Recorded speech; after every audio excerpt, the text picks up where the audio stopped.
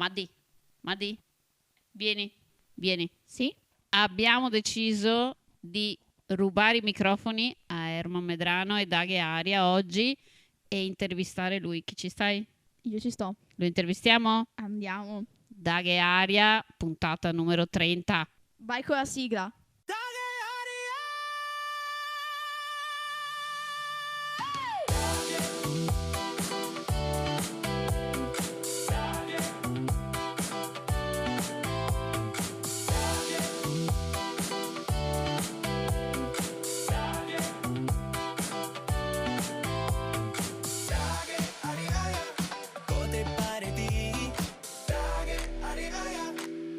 Sempre bene.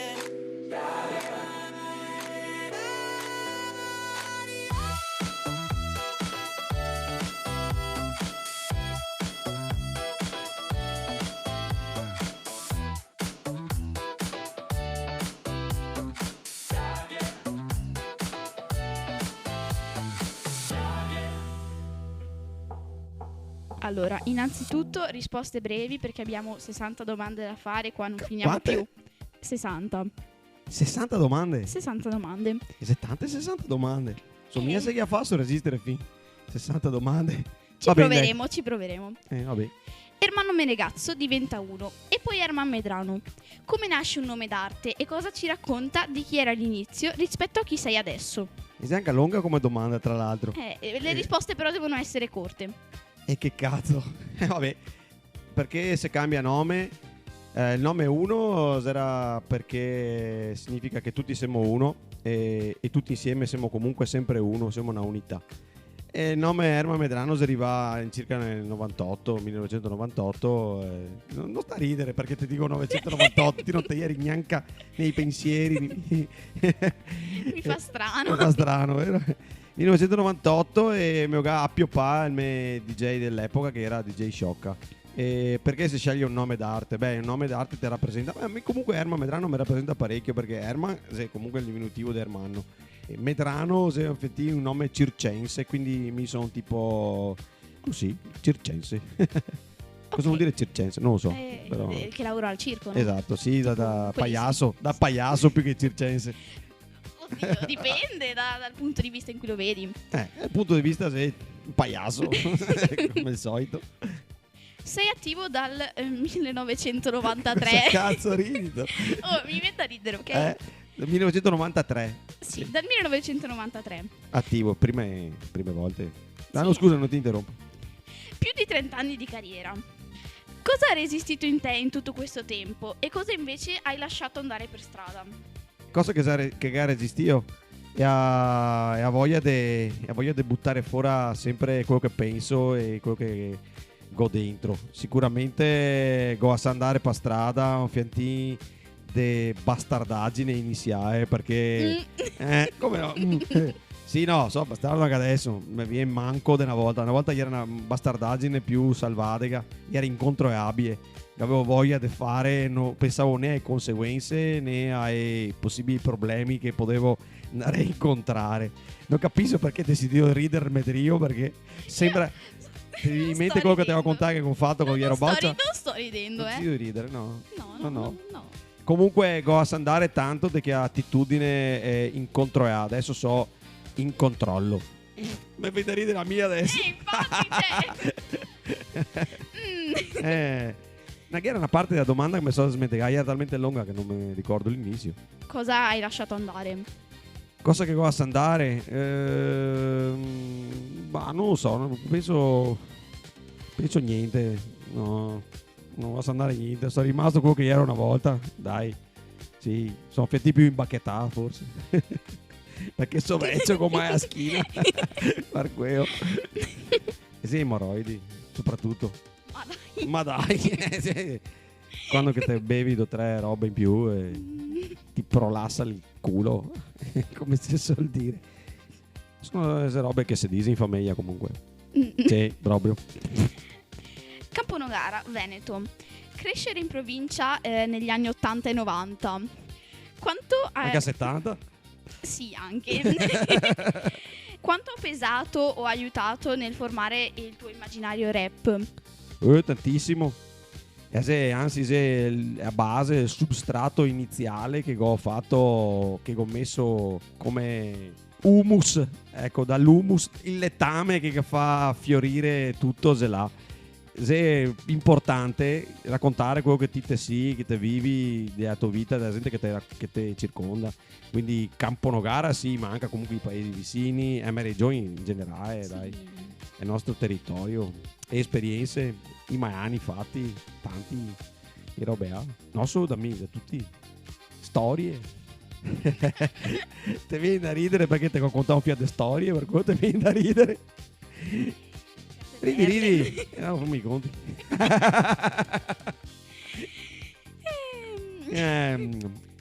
Il tuo primo demo tape. Sai cosa vuol dire demo tape? Sì, so cosa vuol dire demo tape. No, mi vengo dall'epoca delle cassette. Infatti. Quando ancora ancora non c'era la TV. Non c'era la TV a colori. Aspettavo sta roba. Quando ancora la TV aveva gli omini a mezzo busto e basta. Quando ancora la TV era in bianco e nero. Esatto. No, 1993 l'inizio, ho vissuto gli anni 80 a pieno perché come sia ai superiori negli anni 80 e non mi ricordo più la domanda, vedi la terza età. Perché non l'ho finita. Ah sì, giusto. Non mi hai lasciato finire. Allora, il tuo primo demo tape, Connessione mente-voce, esce nel 1993, dopo 2 anni di lavoro sulle rime. Come si lavorava allora senza internet, senza YouTube? Senza internet, senza telefonino. Avevamo la penna e il calamaio. Il calamaio addirittura. Sì, un calamaro, lo spremevo, scrivevo con l'inchiostro di seppia. No, cioè, per chi che nasce adesso con il telefonino in mano, il computer sotto il naso, tablet, 1000 mezzi di comunicazione, poter scrivere in qualsiasi situazione eccetera, è molto incomprensibile da dove possa arrivare l'ispirazione e anche come che ti fai a mettere su tutto. Te lavoravi davvero tanto su de carta e penna, dei pensieri scritti su blocchetti, quaderni, te mettevi su tutto quanto, foglietti sparsi, volanti, non vi era neanche i post-it, pensa. Io non avevo i post-it, che brutta. Attaccavo i tocchi di carta col scotch, attaccava il muro. Ma c'era lo scotch? Sì, c'era lo scotch, stronzino. No, dai. C'era lo scotch, il nastro adesivo che esisteva già. E comunque i fine anni 80 vengo dal rap statunitense, quindi le prime rime erano in inglese, e quindi le prime robe che ho fatto in inglese, però il primo demo del 93 è in italiano. Ok, allora, come abbiamo detto prima, nel 1998 cambi nome e identità artistica. Cosa è successo in quel momento? È stato un rebrand consapevole o una metafora del tuo cambiamento? Questo rebrand consapevole è messa tanto da... Devo dare nel senso, è stata una cosa economica o è stato proprio un tuo cambiamento dentro? No, si cambia tante robe in che anni ha. Intanto c'è pas consapevolezza che a me prima lingua non era l'italiano e ho cominciato a scrivere robe nella mia prima lingua che è veneto, e quindi ho fatto esperienza inizialmente di scrittura, perché è una delle complicazioni che ho incontrato subito è come è che si scrive, come fare a rendere cioè in modo che si possa leggere dopo tutta quanta sta roba scritta. Era veramente di esperimenti, perché non avevo mai in mano nessun testo di nessun tipo scritto in veneto. Comunque non era stato un rebrand, è stata una necessità interiore. Sì, ma sentivo che il passaggio era stato molto naturale, non me lo sono neanche accorto quasi. Mi ha più un nome nuovo, ho cambiato stile di scrittura, sì. e via così. Secondo te quanto conta il posto fisico e dove vivi in quanto fare musica, cioè nel fare musica? Nascere qua o nascere in Francia o nascere in Russia, in Giappone o negli Stati Uniti è completamente diverso. Te fai la musica, diciamo, del tempo tuo comunque. Adesso parlando di globalizzazione, se puoi avere musica che arriva dai 4 angoli del mondo, dei 4 angoli del mondo, no, non sarà di più. Comunque da tutto il mondo, penso che sia è un modo di dire Non Di lo siete so. più di 4. E comunque il mondo non ha angoli perché è rotondo. Quindi. È una sfera.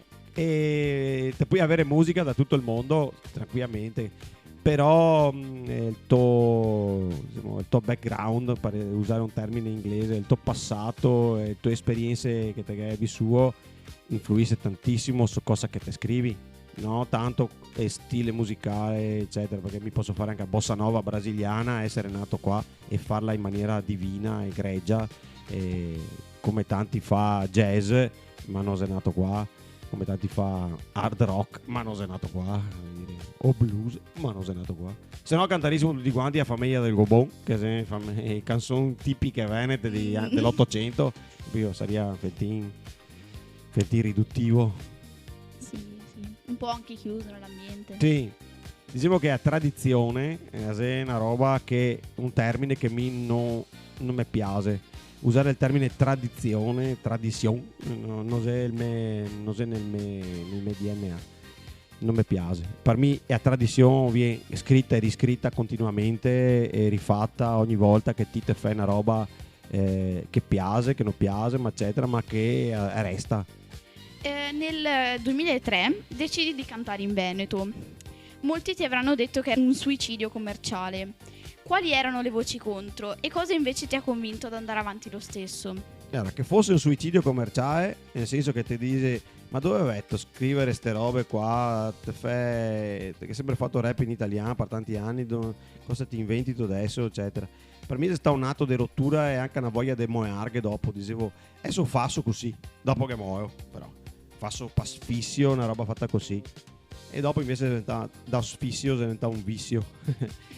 Difficoltà incontrare quelle persone, diciamo, subito, inizialmente, sì, ma si è sciolto subito queste difficoltà, perché una volta che ho proposto delle robe che sembrava accettata da maggioranza, mi sono anche reso conto che potevo continuarla sta strada, però che avevo anche dei gran esempi torno. Esisteva già i Pittura Fresca, che è una band reggae veneziana famosissima, e esisteva anche i Qatar Noise, che era un gruppo, una band di hard rock sempre in Veneto, che cantava nella lingua del Miran e Noae. Che se tante difficoltà che ti affronti però nel percorso, che neanche te rendi conto che le difficoltà, io piccoli ostacoli, a parlarli dopo ti dici vabbè, ma non era niente di che. Nel momento in cui ti vivi è complicato, quello sì. Immagino. Cantare in dialetto è un atto politico, culturale o semplicemente la scelta più naturale che potevi fare? Allora, te che dito cantare in dialetto. Effettivamente se cantare in dialetto, ma se è un dialetto del Veneto, il mio è il padovan, è una parlata del Veneto. Il Veneto ha tante parlate come lingua e il mia è il padovan. Che implicazione ha? Quasi la domanda, non mi ricordo più. E se per te è un atto politico, culturale o la scelta Sì. più naturale che potessi fare? Allora, implica tante robe, sia è un atto anche politico, se te vuoi, perché rompe con una tradizione di ascolto che ha tanta gente in quel periodo in cui ho con i miei amici, che era legata all'italiano, a canzonetta italiana, diciamo così, oppure anche a musica più impegnata, se te vuoi. E è un atto anche culturale perché ti esprimi te come persona, ti tiri fuori storie del tuo territorio, delle tue esperienze, come ho detto prima, e quindi fa cultura, fa, diciamo, comunità. Secondo te il Veneto è una lingua o un dialetto? E per te cos'è che ne fa la differenza? Allora, se è una lingua, tanto per essere chiari, non c'è neanche bisogno di spiegarlo che è una lingua, però chi che non è convinto di questa roba qua ha bisogno di spiegazioni. Semplicemente quando che ti te parli con una persona mi so de Rovigo e che altro è belluno e se parla e se capisce, vuol dire che del fondo che è lo stesso codice, quindi che è la stessa matrice linguistica. E se mi parlo con piemontese faccio più fatica effettivamente a comprendermi, magari capisco qualcosa. Se mi parlo con un sardo faccio ancora più fatica e la matrice non è la stessa. quindi radice linguistica è differente. Dopo, effettivamente l'italiano, che è una lingua artificiale e da a sta repubblica, si sta inventando dopo che si sta è la lingua, diciamo, in Veneto qua, che era il veneziano comunque. Con varie parlate, perché il padovan e il pavan esisteva già all'epoca dei veneziani, come che esisteva il vicentino, come che esisteva il veronese, varie parlate, ma del fondo era a radice era comune come che è adesso, quindi è una lingua. Dopo queste domande ai linguisti, anche lei si divide, c'è chi che dice no, c'è chi che dice sì, per varie ragioni, ognuno con le sue proprie ragioni. Se è riconosciuta anche dall'UNESCO come lingua, non dico altro, non ho bisogno di spiegare poco, io non conto niente. Il titolo mediamente mona è una di quelle frasi che solo chi viene dal Veneto capisce davvero.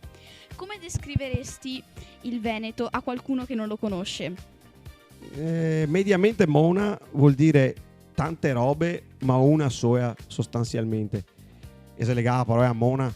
La parola mona in Veneto vuol dire sciocco, tradotta in italiano. Sciocco, sì. È mona. Ma non sei proprio sciocco. Sei un poco di più di sciocco.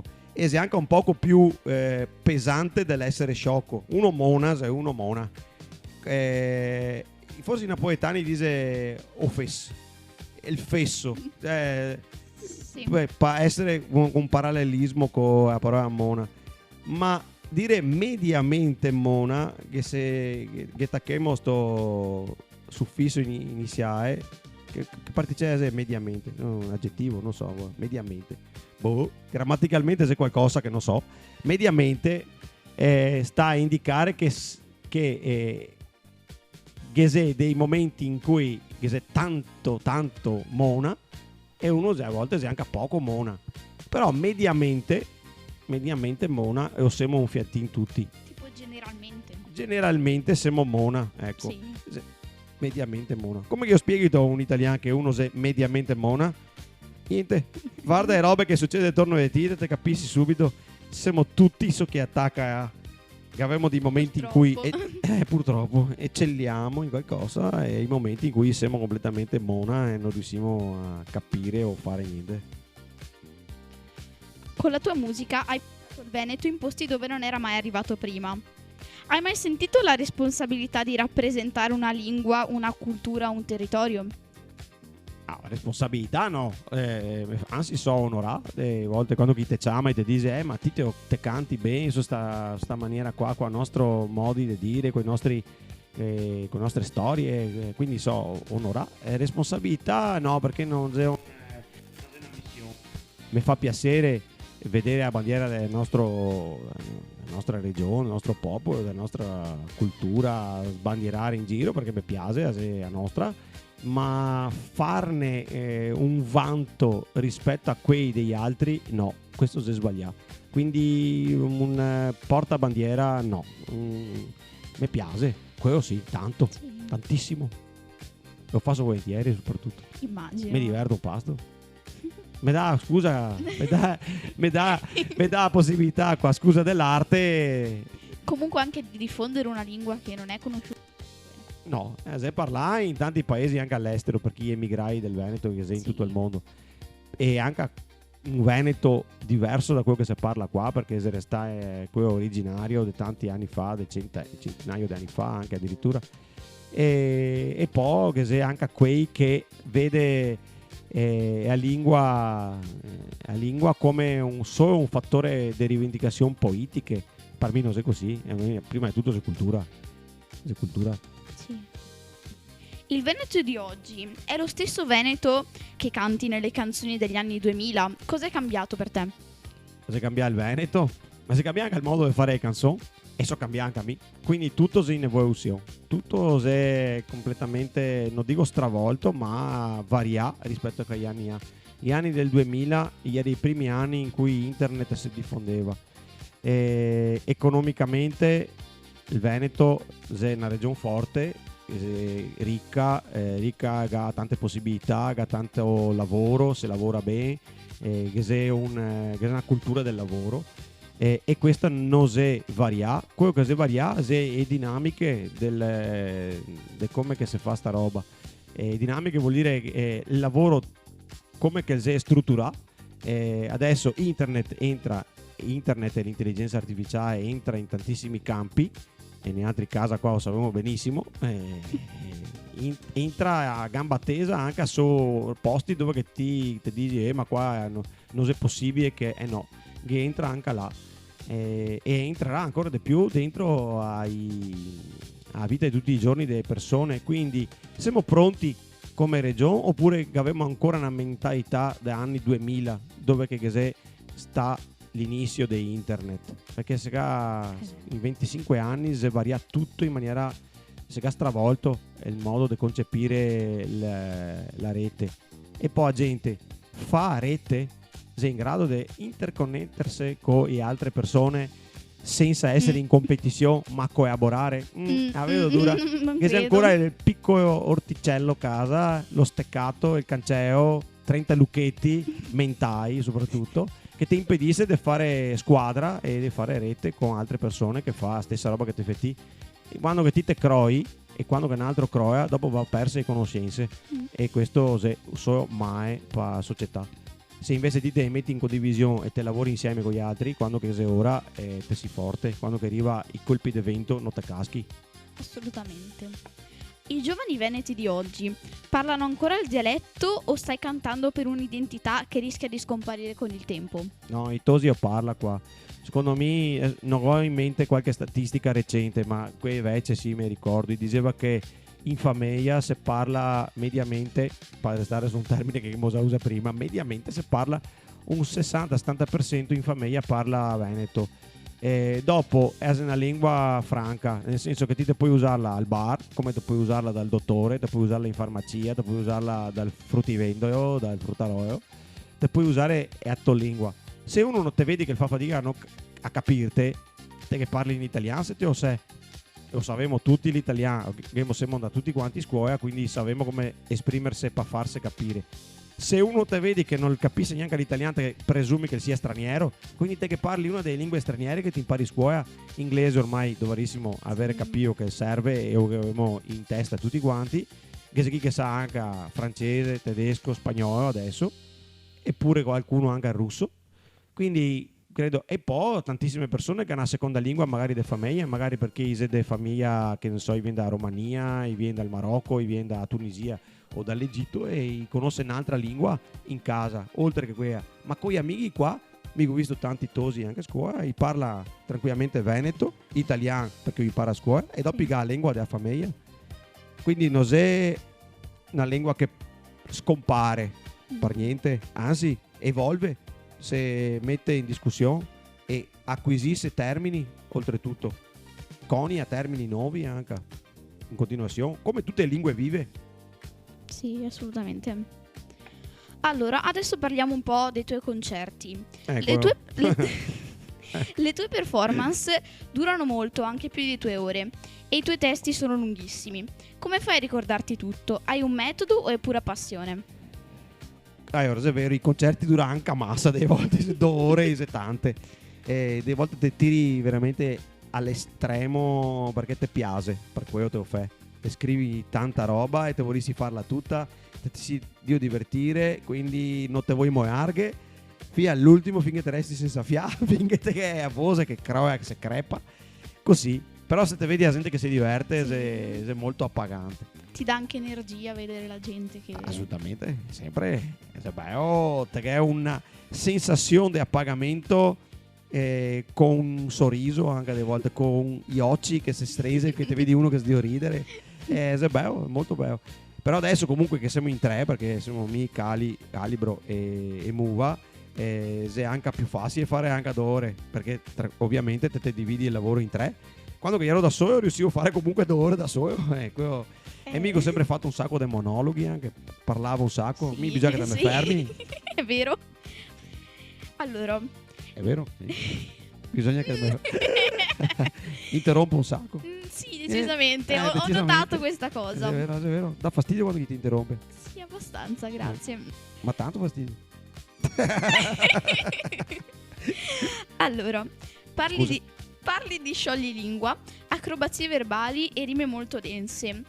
Quando scrivi un testo, da dov'è che parti? Da una parola, da una storia o dalla rabbia?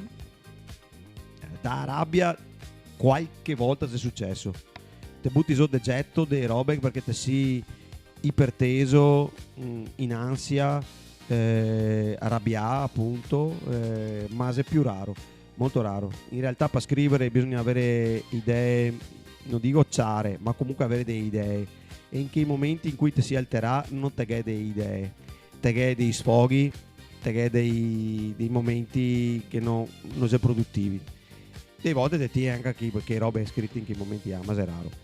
Come è che si parte? Mi parto appunto da parole, go dei parole che mi colpisse. Come tutti avevamo dei termini che te gira in testa e te gira in testa per del tempo n, non te sai quanto, fino a quando che se fa effetto palla de neve. È presente quando che te butti una pallina di neve e ti fai rotolare? Sì. Tutta la E neve diventa sempre più grande. diventa sempre più grande, si tacca sempre di più neve. E se un ben e anche un male, perché il ben se ti riesci a tirare ancora neve pulita e fatta bene e la baetta viene fuori bella grossa, Sì. compatta e una bella struttura. Delle volte ti tiri su in mezzo che a baetta, ti tiri su terra, ti tiri su sassi, ti tiri su foglie secche, rametti, ti tiri su un sacco di porcaria. Quindi dopo ti devi scremare quello che ti è scritto. Se ti scrivi del getto, questo succede spesso, ti scrivi del getto che tanta roba butta su, ma dopo te devi pulire, te devi mettere a posto, devi mettere anche se non sei venuto fuori direttamente in metrica, perché che è una metrica, te che è da snettare, diciamo così.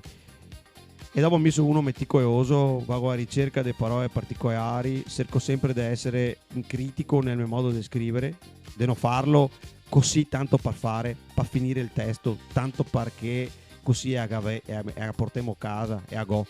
No, da essere messa come che dico mi fin in fondo, precisino, si sono un pignoletto. Sì. Sì. Ironia e critica sociale convivono spesso nei tuoi pezzi. È una scelta stilistica o è semplicemente il modo in cui tu vedi il mondo? È una critica sociale, è veramente pesante come termine però. Sì, critico la società, però dentro la società che so anche a me, quindi mi butto dentro anche a me, dentro sto pentoleon de roba che bolle. Se è vero che c'è tanta ironia, quello sì. È ironia che qualcuno fa ridere e a qualcuno fa pensare, che qualcuno fa ridere in maniera anche amara a volte. Però l'ironia funziona su più livelli, colpisce persone a seconda della persona. Sì. Non so mica colpisce. È una cosa personale. Esatto, se è la persona che viene colpita dall'ironia e che se ironia taglienti, per carità, che se anche qualche battuta che si fa fuori dai testi, in linea di massima, come dicevo prima, col tempo sta roba qua si affina, si cambia, si trova un proprio metodo di usare sto strumento. All'inizio gli era butta là, me veniva così, a posto, così ho godito e così resta. Non che pensavo più di tanto. Questo comporta anche delle conseguenze a volte. Qualcuno può storsere il naso. Non so che ti offre apposta per fare che storsere il naso. E delle volte le robe sono fastidiose. E anche se disi offentin mangiamo meglio per risultare meno fastidiose. E la roba resta quella. Ma rende a meno fastidiosa, consente al pubblico di essere comunque restare ricettivo. Che è uno degli obiettivi che ti deve avere te quando ti vai su un palco. Tenere il pubblico ricettivo, nel senso non perdere il pubblico, perché il pubblico ha diritto ad avere portare a casa più possibile quello che ti si dare. Ha diritto proprio, cioè se vieni là a partire e ti che da fare un lavoro fatto bene, perché io porta a casa il più possibile quello che tu vuoi trasmettere. Bene. C'è un verso o una strofa che hai scritto che ancora oggi ti sorprende, di cui sei particolarmente fiero? Sì, parecchie robe che mi risuona in testa ancora tante volte. L'altro giorno si arriva a in macchina e gli era di ascoltare Non se conoscemo. Non se conoscemo è una delle canzoni, per esempio. Ha tante robe dentro, ha strutturato in una maniera che ho pensato per tanto tempo come strutturare una canzone e avevo proprio così. sono riuscito a farla all'epoca dei Groovy Monkeys, del 2013. Altre canzoni che ha stessa caratteristica, diciamo, di strutture complesse e di un storytelling abbastanza denso, è Il Problema, dall'album Mediamente Mona del 2005. E diciamo che altre canzoni che invece non ha strutture complesse ma è abbastanza, diciamo, bastarde come canzone, tipo Salvadego per esempio, oppure anche la stessa Tette, che sembra una porcaria a buttare a fare ridere, ma in realtà ha una complessità da drio, perché parlare di tette si fa presto a scadere dicendo qualche stupidaggine per fare ridere oppure perché rendere la canzone simpatica. Però tutti e tre noi altri, Mi, Calibro e anche Muva, abbiamo interpretato l'argomento in maniera diversa. Questo sta a indicare che ognuno con la propria sensibilità punta il faro su cose diverse e con modi diversi di dire sempre sullo stesso argomento, Sì.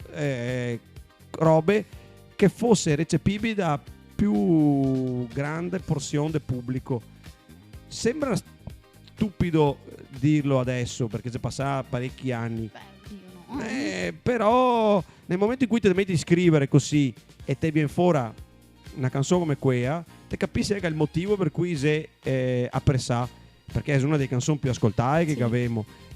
Ma non è per l'argomento stesso, perché sì, ok, te fa ridere, va bene, ma è anche per il modo in cui te la trasmetti.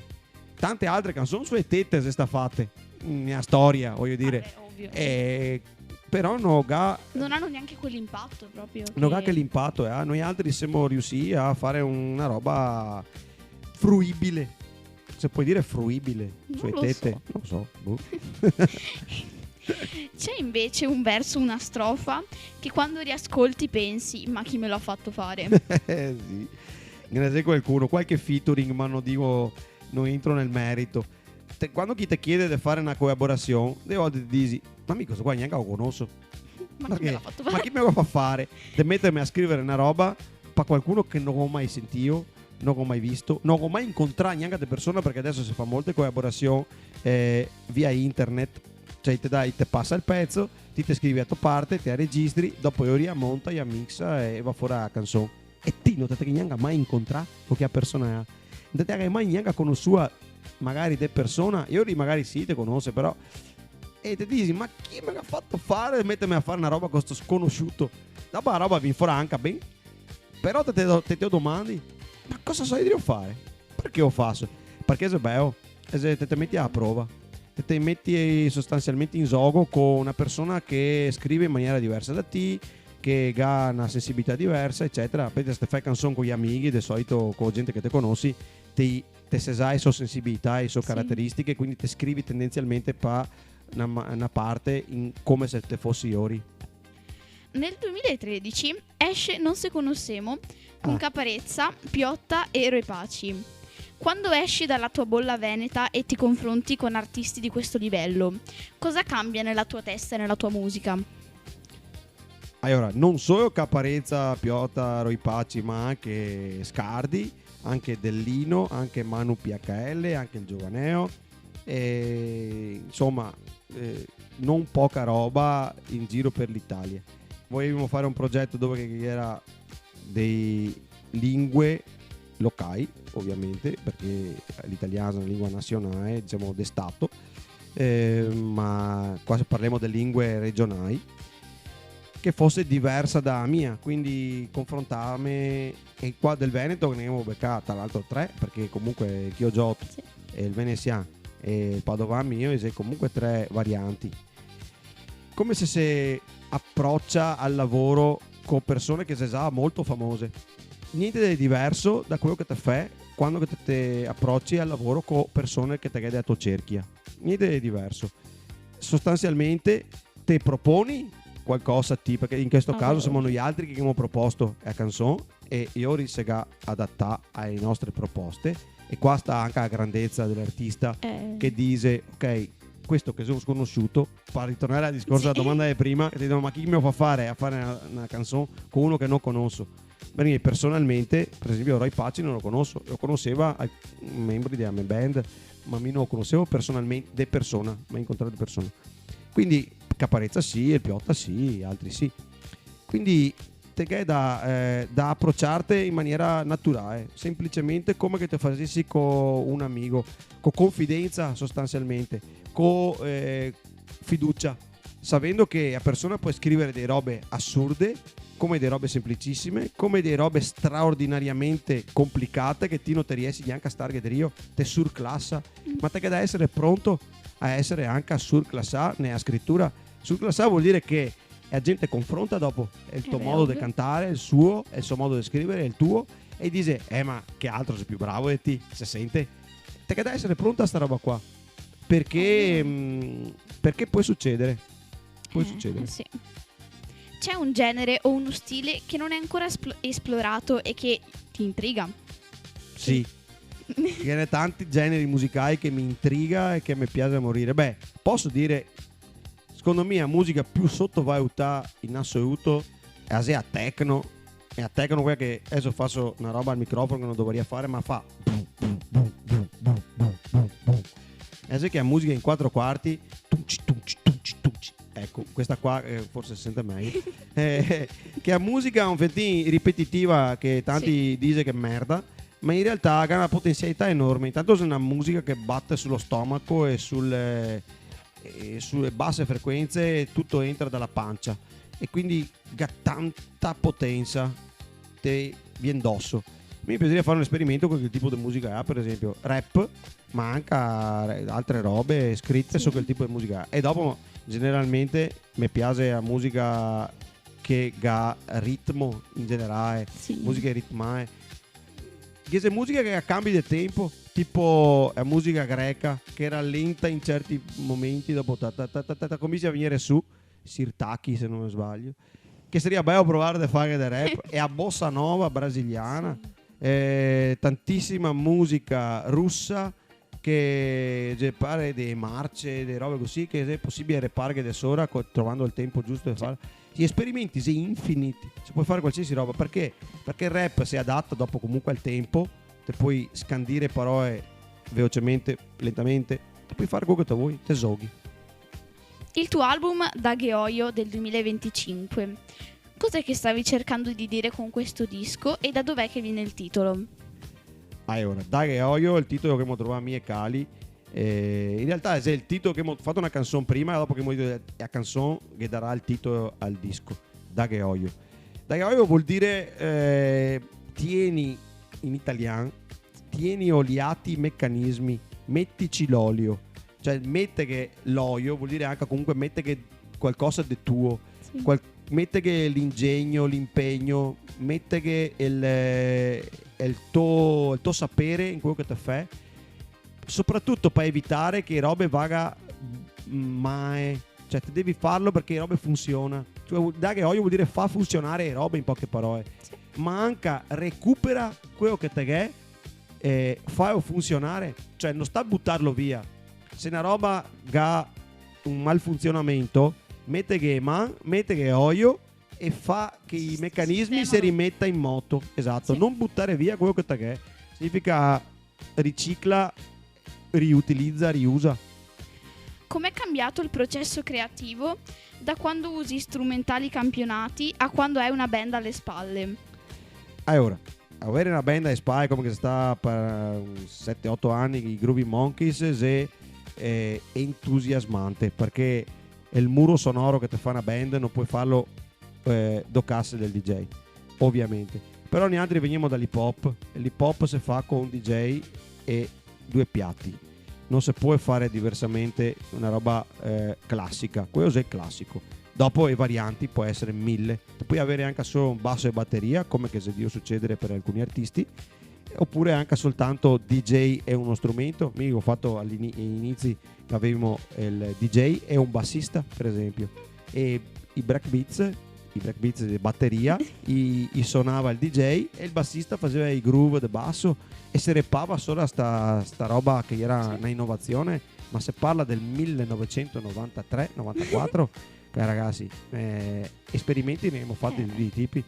Certo che cosa cambia? Cambia che te che da fare prove, che te che da fare tante prove con una band per Sì. trovare la musica, per trovare un feeling personale, per trovare tempi di esecuzione, per trovare una a quadra, diciamo così, Sì. generale. Sì, sì. Fare funzionare lo spettacolo con una band è più complicato.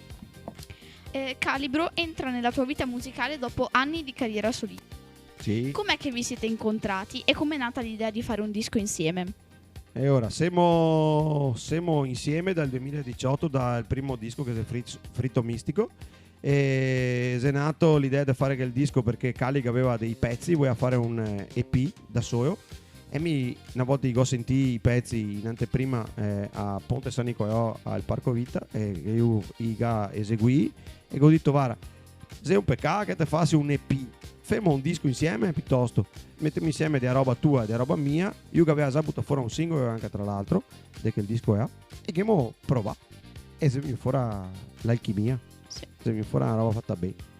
E se che mi incontrare, diciamo, precedentemente comunque a questo episodio qua, prima mi sono stato invitato sempre a Ponte San Nicolò a fare dei live, e se che parlare, che ciacquea insieme con anche Giggo, che era l'altro membro dell'Otto Invisibili, che saluto, e che avevamo ciacquea tantissimo prima di arrivare a essere insieme, perché all'inizio non vi era solo Calibro, vi era anche Giggo che ha fatto Sì. rap e che ha prodotto basi per noi altri dopo almeno 2 dischi completamente. Fritto Mistico, Simisi, Mamma Quanto Gresi, Bar Sport ed Agheoio. Sono 5 dischi insieme. Insomma, è una storia seria. Cos'è che È una storia seria. Cos'è che ha reso questa partnership così duratura? Intanto diciamo che de meso che c'è sta il Covid anche. È vero. Al momento di Mamma Quanto Gresi salta fuori sta sorpresa dall'uovo e ne ha fermato prima di ricominciare con Bar Sport. Cosa sei che ti tiene unito? Intanto, come dicevamo prima, l'alchimia. Quando che te senti che la roba funziona senza dover che mettere massa e man. Non che hai bisogno di grandi spiegazioni. Basta uno sguardo, basta un'intesa e te sai che la roba ha funziona per te. Ne piace parecchio certi generi di rap, perché anche il rap è diviso in tante maniere. Dopo ognuno ha le sue particolarità e dei modi di rappare, di scrivere, però se si capisce subito, questa è la roba principale. Se si capisce subito, non occorre tanti discorsi, diciamo così, non occorre fare tante riunioni per decidere.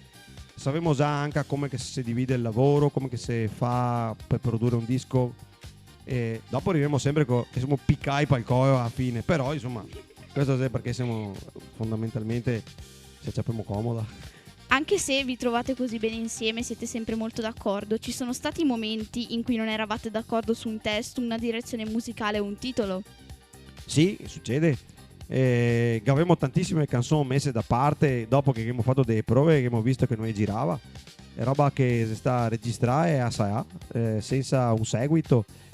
Canzone che non ha neanche avuto un titolo, si sta a registrare strofe e dopo è messe a, come dire, gavarà un seguito più avanti e ricciapparemo in mano e dopo non si sta a ricciappare in mano.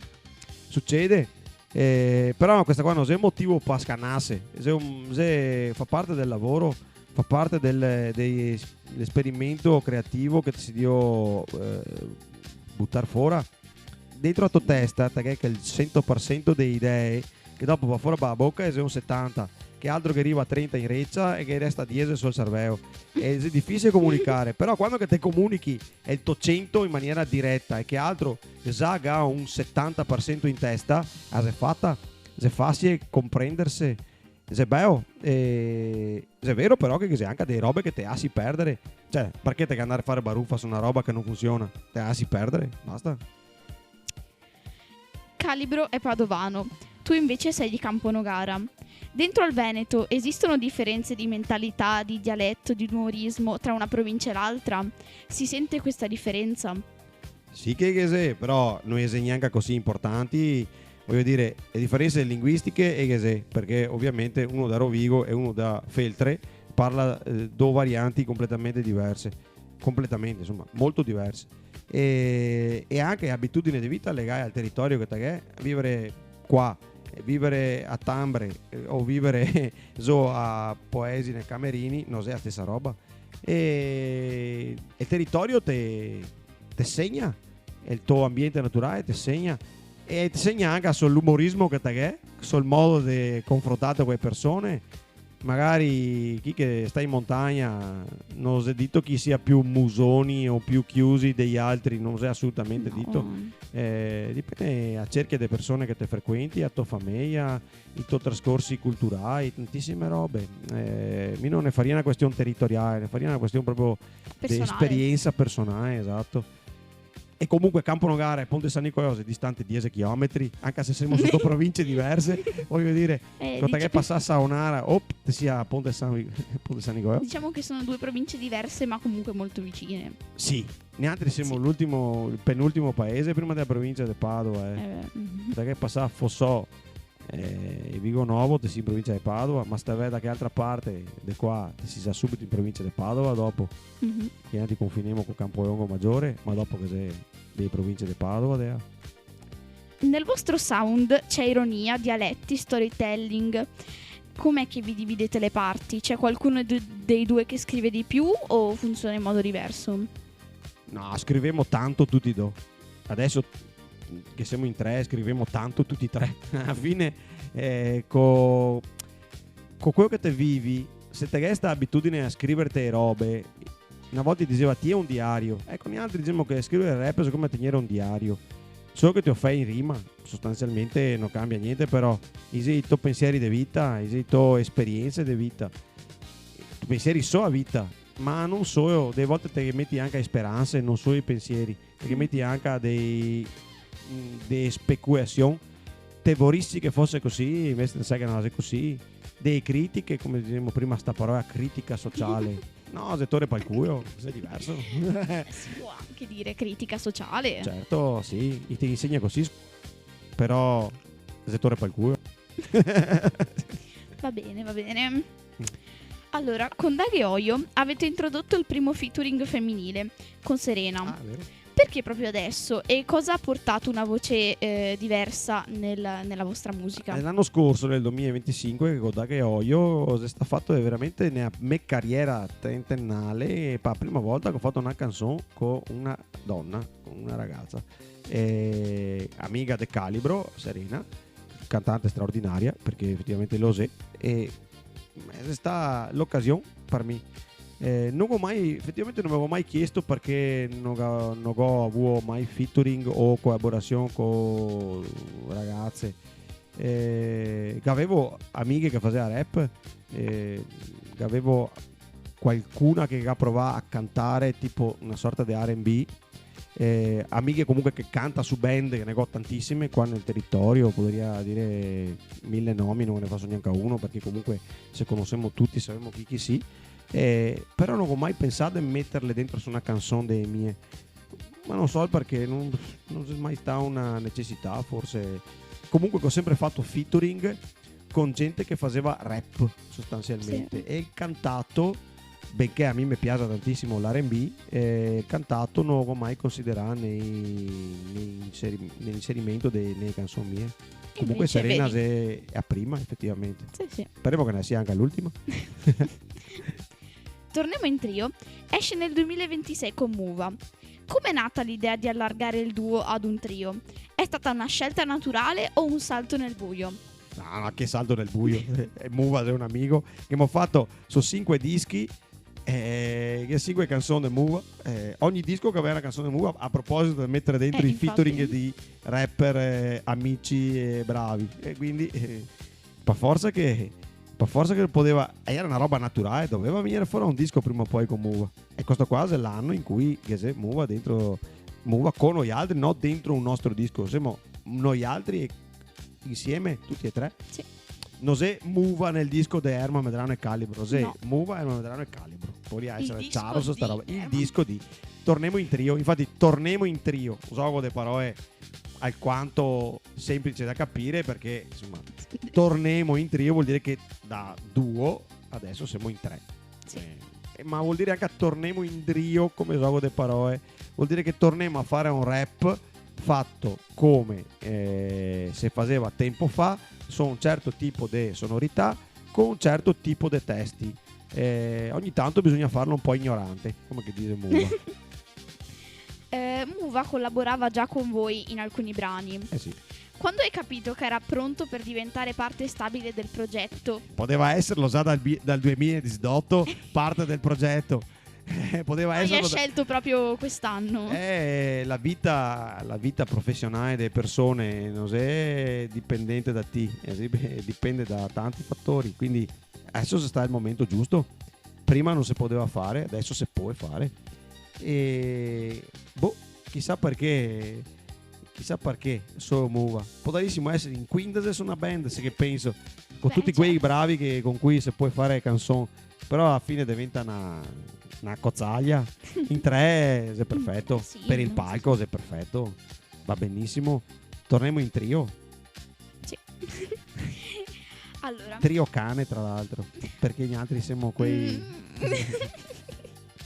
Tu hai rotto?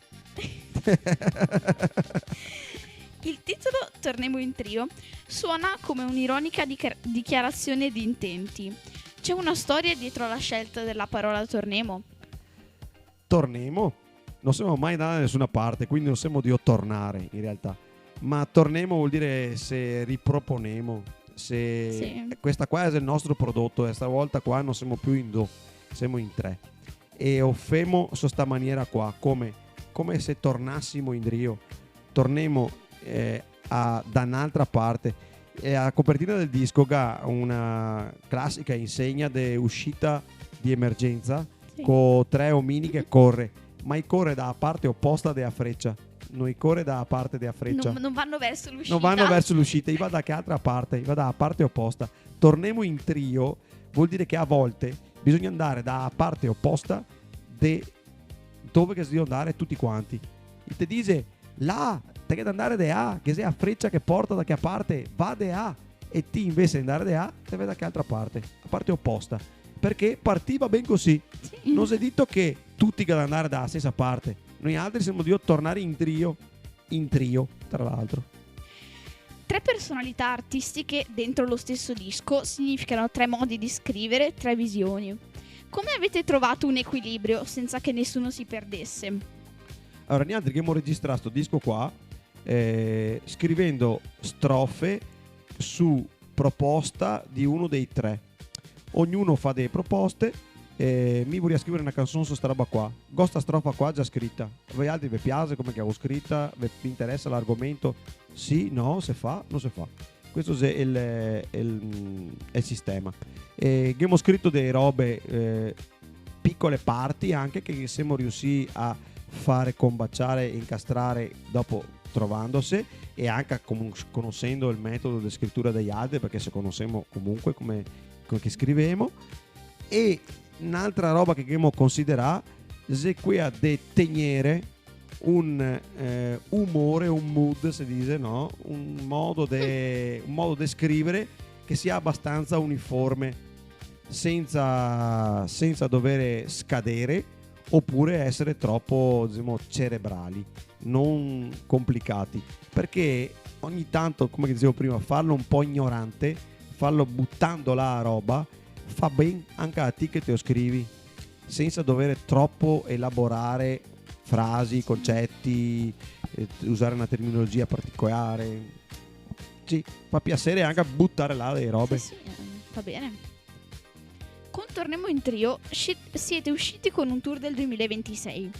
Come cambia il live quando sul palco siete in 3 invece che in 2? Allora, siamo in 3 col microfono e siamo in 4 perché c'è anche a DJ Placu ai nostre spalle. E dopo c'è anche a Ico al merchandising, che fa parte anche aiuta a band ormai. Dare in 3 sul palco vuol dire alternare il microfono, 3 persone che si alternano il microfono. Vuol dire avere tempi e pause che aumenta. Vuol dire riuscire anche a riposare un attimo a voce. Vuol dire riuscire a essere dinamici muovendosi. Vuol dire, perché in 2 comunque dinamici. Sì. Te muovi Ma in parecchio. 3 devi essere ancora più sincronizzato. Esatto, proprio. tre te devi sincronizzare, oppure te devi mettere d'accordo dove Sì. stare, se te che palchi piccoli, e comunque te che è più doppie voci, doppia voce che arriva da due persone invece che una sola, oppure una sola arriva un scambio e dopo arriva a doppia che altro, cioè di giochi che sono diversi. Questo è molto bello e assa anche il pubblico più soddisfatto, secondo me, più completo come show. Bene. Via. Allora, in Italia fare il musicista indipendente quasi mai basta da solo. Hai un lavoro parallelo alla musica? Come gestisci le due cose senza che una soffochi l'altra? Come che non te lo sapessi? Ma- Non lo chiedo per me, lo chiedo anche per gli altri. Sì, certo. Come si gestisce? Con tanta difficoltà, ma tanta, no, tantissima. Non è un lavoro quello di fare il musicista, cantante, Sì. artista, quello che vuoi, eccetera. Semplice da fare, collimare con una vita privata, un altro lavoro. Ma lo dico senza farmi vanto di questo. È complicato, non impossibile, è complicato, ma è molto soddisfacente. Perché intanto perché è una necessità. E quando che te vedi che a roba te ha fe comunque andare avanti per tanti anni, te crei una tua identità sia sul palco, sia artistica, diciamo così, che lavorativa vera, perché dopo mi faccio comunque un altro Sì. lavoro, e anche te crei una identità di famiglia, e questa è un'altra identità ancora, Assolutamente. senza che venga nessuna delle tre a essere toccata da che altra. Cioè, nel senso che l'artista fa l'artista, e il papà fa il papà e il marito, e il lavoratore fa il lavoratore, cos'è ora da lavorare. Ma i tre mondi che molto spesso te cerchi di non farli compenetrare. Perché? Perché altrimenti il personaggio che sei dentro, che è uno dei mondi là, potrebbe farti andare a rotoli uno degli altri mondi che te Sì. crea. Difficile da spiegare, più facile da fare, secondo me. Basta lavorare È un concetto un po' complesso. Sì, bisognerebbe lavorare a comparti stagni. Ovviamente ogni tanto te metti un piede anche nei mondi di che altro personaggio che te che è. Ovvio. Perché se tu te sei sempre te, ma non te sei un ipocrita che si comporta in maniera diversa, ma te sei adattarti comunque all'ambiente in cui te Sì. trovi. Se è complicato, a volte te avresti bisogno di un psichiatra per stare tranquillo, invece te bevi una camomilla o un spritz e te tiri avanti comunque. Anche un po' come tutti, secondo me non siamo gli stessi a casa di quello che siamo a scuola. Sì, Non sei una persona diversa, però non sei neanche esattamente lo stesso. certo. È un po' difficile da spiegare. No, ma sono È cose proprio che un concetto viviamo che tutti. vivi. Sì. Viviamo tutti in stessa sta situazione qua. Sì. Che se chi lo fa in maniera più semplice, perché ha meno mondi da gestire, Sì. anche uno solo delle volte, e che se chi che invece non riesce a farne a meno e ne gestisce 15 mondi a seconda del... perché dopo Sì, uno no, certo. non faccio più sport, potrebbe essere anche un sportivo e vivo nel mondo dello sport, potrebbe essere anche uno che va al bar tutte le sere e potrebbe vivere anche quel mondo là, potrebbe essere uno che va a trovare gli amici ogni fine settimana e vivere il mondo delle amicizie, cioè c'è tutti i mondi che ne muove le nostre idee, interiorità e la nostra coscienza viene scossa in continuazione da vari stimoli che ti creano in quei mondi là. Se ti riesci viverli appieno quando che ti sei dentro, senza farti ciappare dagli altri mondi che vivi comunque nella tua vita, secondo me è meglio. Certo. C'è mai stato un momento in cui hai pensato di mollare il tuo lavoro normale per dedicarti solo alla musica, o hai sempre sentito che il doppio binario ti desse una libertà che l'artista a tempo pieno non ha? Sì, uno che fa l'artista a tempo pieno che ha più libertà, ma che ha più attenzione, più possibilità di cadere nell'ansia di dover produrre comunque artisticamente, perché altrimenti non ti magni. Mentre Migo ha avuto la possibilità di produrre artisticamente in maniera indipendente, perché un lavoro comunque che mi dà da mangiare lo ho e mi posso permettere di fare quello che voglio artisticamente senza dover rendere conto a nessuno, né a un produttore, né a un'etichetta, né a un contratto firmato e niente del genere. Ovviamente ricade tutto sui tuoi spae, perché tu sei il produttore, tu sei l'etichetta, tu sei quello che metti skate, che risca la faccia, che prepara tutto. Sì, che ho pensato tante volte a moiare tutto, l'ho anche fatto in alcuni casi, però non te muovi mai per restare a camminare a piedi scalzi, diciamo così, cioè senza un par di scarpe non te puoi restare, te fai le sighe se cammini a piedi scalzi, se non ti sei abituato vuol dire che comunque te devi indossare delle scarpe adatte per Sì. fare strada, cioè quindi la tua musica che ha da farti fare a strada, oppure te lo fai a strada col lavoro, oppure te fai a strada se te hai la fortuna di avere una rendita in banca. Però anche a te che da stare attento a non perderla. Vabbè, ovvio. Di nuovo. Allora, scrivere testi, registrare, fare concerti, gestire il booking, produrre un podcast. Come organizzi il tempo? Hai un sistema o vai a distinto? No, cazzo. Non te vedi, grazie alle casine che c'è la nostra vita qua a casa. No, adesso devo scherzare. Se è complicato fare tutto, perché robe da fare che vorrei è tante, per quello è complicato. Cioè non mi sveglio ogni giorno con una roba nuova da fare. E faccio fatica a gestire l'idea di non farla. Questo sì, questo è però più complicato. Cioè buttare via l'idea che mi sei venuta di fare una roba è estremamente doloroso. Mi pare tutte belle idee, dopo in realtà non è vero che sono tutte belle idee, che c'è qualche cazzata enorme anche dentro e a so perdere, perché mi rendo conto che è una cazzata. Magari prima di assare perdere che ho impegnato anche un sacco di tempo, però non che ho investito magari denaro o non che ho investito troppe energie di altro tipo, che ho investito solo tempo per studiare bene cosa fare. Dopo mi sono reso conto che non andava bene, però tendenzialmente avendo sempre la testa che frulla, il consiglio che mi davo da solo è intanto provi, dopo te vedi se è una roba che si può fare, te saprei farla e te continui a farla. Se invece te vedi che è troppo complicato, te puoi farti dare una mano. Se te vedi che non ha nessun impianto, struttura che puoi fare stare in piedi, a sa perdere, non te sei in grado di farla, perché sennò te areni a fare robe impossibili che non fa partire, o per cui non sei magari ancora pronto, queste robe che non avrei mai pensato di fare nella mia vita, eppure le ho fatte. E invece Tu cosa diresti ad un giovane rapper veneto che vuole fare musica ma non sa se lasciare il lavoro o tenerlo? tienteo. A me mi è stato sto consiglio tanti anni fa da un altro noto cantante veneto qua, non dico chi, ma magari ho anche sentito, però mi ha detto non stiamo al lavoro, non stiamo al lavoro, perché dopo te catti in braga di te quando che c'è qualche difficoltà non ti neanche al lavoro. È vero, intanto fa una base, secondo me è da imparare più che avere tanto tempo a gestire quello che te è. Se è vero che il lavoro ti cava via tanto tempo e tante energie e dopo ti dici so scarico e non ho più voglia di fare che altre robe, però se a sera invece di metterti a scrollare Instagram o Facebook o invece di fare zapping con la televisione un po' 2 ore e mezza, se te leggessi un libro o te guardassi una solfa di film fatti bene e te fai una cultura magari di base, dopo idee a te viene come una fontana che zampilla, capito?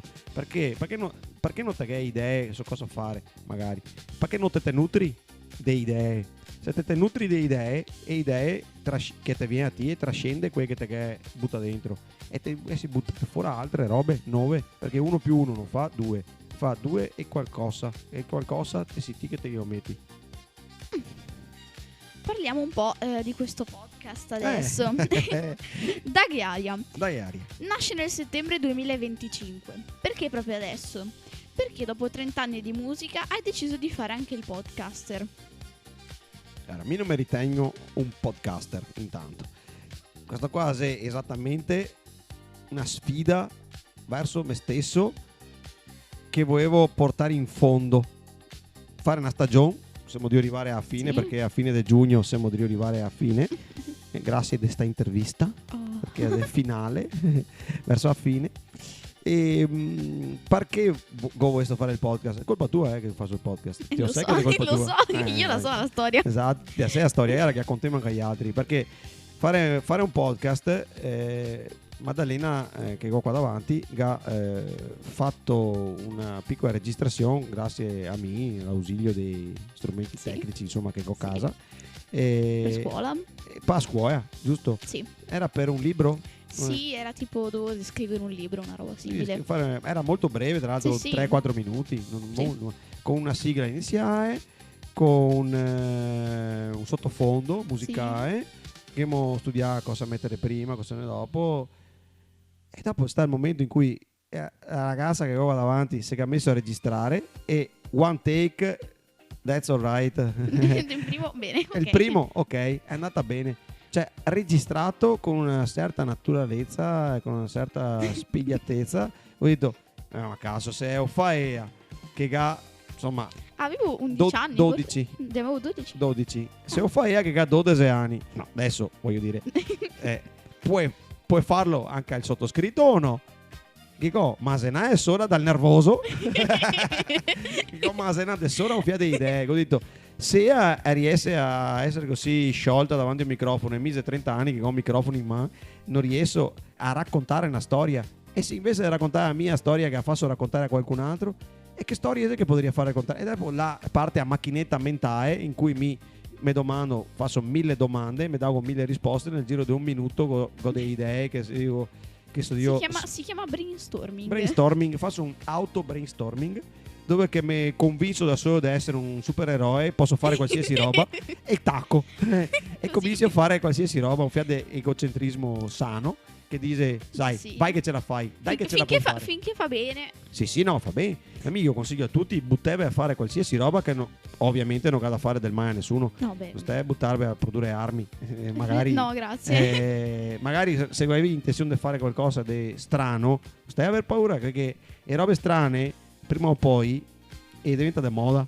Sì. Guarda a caso. Poi quello che attirano, le cose sì. originali, non le cose tutte uguali. Esatto, sì. A che domanda siamo arrivati? Tantissime oppure sì. ne manca ancora? 40 circa. Cosa? Sì. 40? No, siamo a 40 circa. Siamo a 40. Ne manca una ventina. Porca puttana, Allora. bisogna che sia più conciso. Direi. Vabbè. Il format di questo podcast è molto originale. Ci sono due ospiti che si conoscono che non si conoscono, un bar e il Veneto. Si parla in Veneto. Come è costruito questo format? Ci sono stati altri tentativi falliti prima o ti è venuta subito questa idea? No, era intanto durante l'estate che ho pensato a sta roba qua e in agosto, finché ieri in viaggio, se ti ricordi, ho detto bisogna che trova il modo di registrare nei posti. Dove c'è chi faccio venire sta gente? Faccio venire a casa mia? No. Li faccio andare in uno studio? Bisogna che noleggia studio. E li faccio andare su un teatro? Bisogna che te noleggi. Trovare un posto dove che si possa trovarsi a costo basso o al limite pagando che una birra è il bar. Anche perché il bar è facile da trovare, che ne è ovunque, che ne è 4-5 ogni paese, piccolo, 4-5 bar, anche 5, 10, 15, 20 bar. Dopo, perché essere indò? Indò perché te è un contraltare, te è una persona che potrebbe anche non pensarla esattamente come te e perché comunque che c'è un dibattito dopo che puoi nascere tranquillamente. E perché il Veneto? Perché comunque, come dicevo prima, essendo la mia prima lingua, ho deciso di fare parlare persone che ha sta prima lingua come caratteristica. Volevo che fosse così. Dopo anche chi che dicevo io al podcast non ha parlare in Veneto non è un problema. Comunque assolutamente non è un problema. Si chiama podcast in lingua veneta, ma chi che non la parla non è chi te mando via. Ti consiglio di parlare in Ti Veneto. consiglio di parlare esattamente come che ti te sia abituato a parlare. Sì. Se te sei genovese farò fatica a capirte, ma proviamo. Parlare veneto e non avere paura è la tua unica regola. Quanto è difficile trovare gente disposta a farlo davanti a un microfono? Sta complicato. All'inizio sembrava che fioccasse persone da ogni dove, che avesse tante idee su cosa fare, però a un certo punto, quando che arrivavo a stringi, fermo qua, fermo di A, e tanti si tira in drio. E ho trovato anche qualche problema a trovare persone. stati i periodi in cui ho registrato 4 puntate su 10 giorni e dei periodi in cui su un mese che ne ho registrato una, mi ho tenido che altre che ho registrato nel frattempo, però avere un programma settimanale voleva dire mettere una intervista a settimana almeno da fare e trovare tutte queste persone. Ti assicuro che ti porta via tanto tempo. Prepararti personalmente quelle domande, scriverle, fare quiz, andare nel posto, registrare, editare tutto, vuol dire tante ore che viene messe a disposizione di questo strumento che è il podcast, perché alla fine è uno strumento di divulgazione, di una sorta di cultura, diciamo così, del parlare. Hai già fatto episodi con idraulici, fonici, esperti di lingua veneta. Qual è stato l'ospite che ti ha sorpreso di più? È la prima puntata fatta insieme con il CEO e il Menego. È la prima puntata quella sui i bianchini pittori.